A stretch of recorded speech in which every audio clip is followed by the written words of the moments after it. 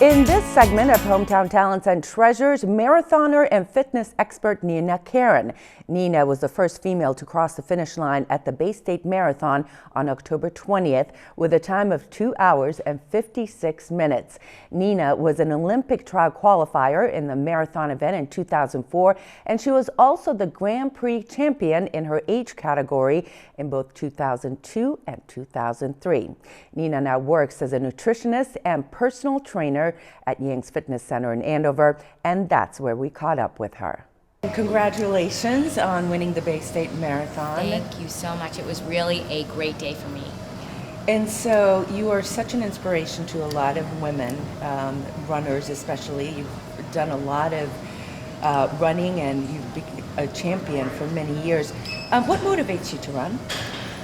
It's a passion like anything else. I just love the sport. I love the act of running. It does so much for me physically, also emotionally, spiritually. I think that all those components play into it for me. And I have a strong competitive spirit, so that it's a constant challenge for me to get to a different level, a higher level.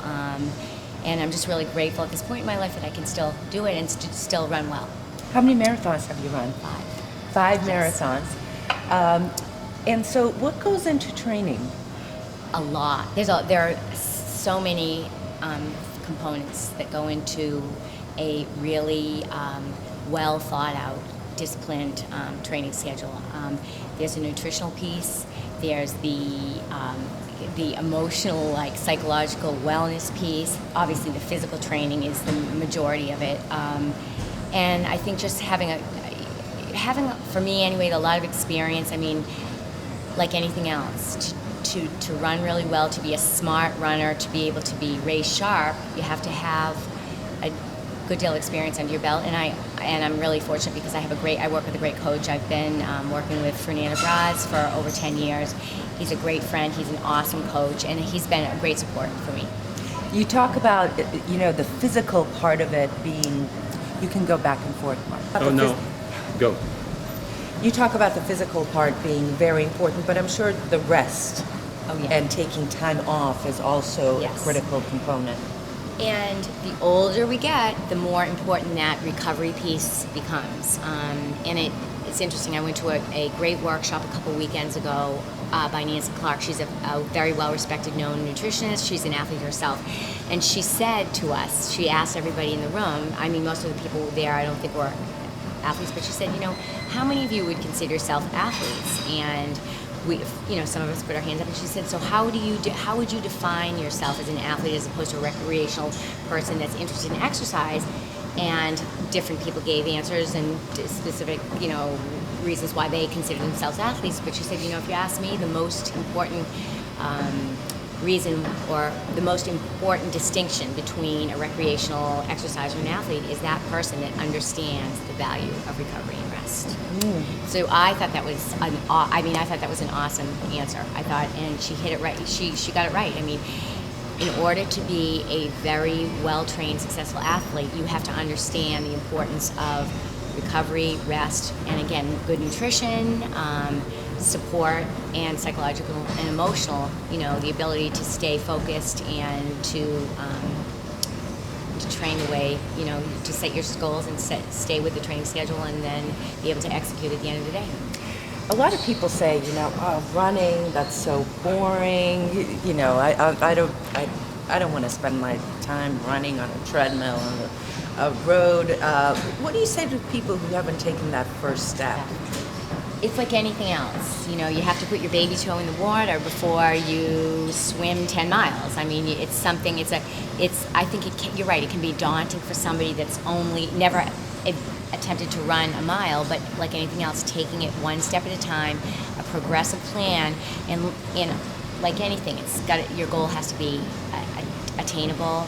It has to be reasonable and something that's not going to be intimidating, something that you can say, okay, I'm going to break this down into smaller parts, step by step, maybe start out walk, run, build on that, build on the distance, build on the pace, but progressively and in a smart way. And again, getting the adequate amount of rest in between the runs, maybe getting some professional guidance if you're really serious about hitting a certain goal or target.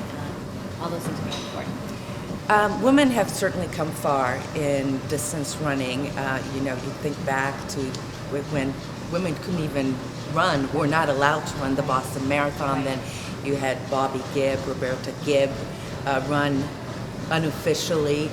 Since then, Uta Pipping, Joan Samuelson, Joan Benoit Samuelson.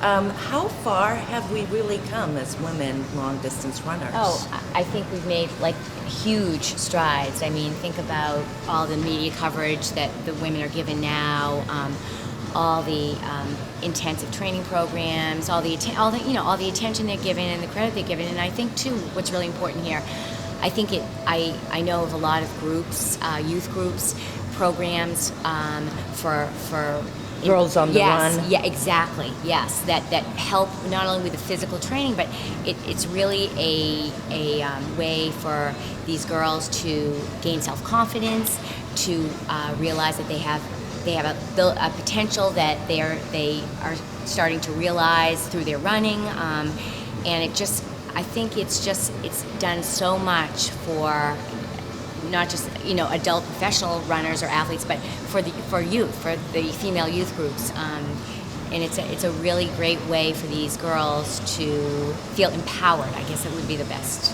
way to put it. So what's your message to girls and women listening and perhaps considering running? All I can say is this: you can do whatever you believe. If you believe in yourself and you set goals, I so believe that you can do anything you set your mind to, as long as you just stay focused and stay positive and hang in there. You can do anything in life if you put your mind to it. Nina, congratulations again. Thank you very much. Keep your eye out for health and fitness segments with Nina on Hometown Talents and Treasures called Train for Change. We're going to talk about everything from cardio versus weights, the best way to strengthen your core, to the latest trends in fitness.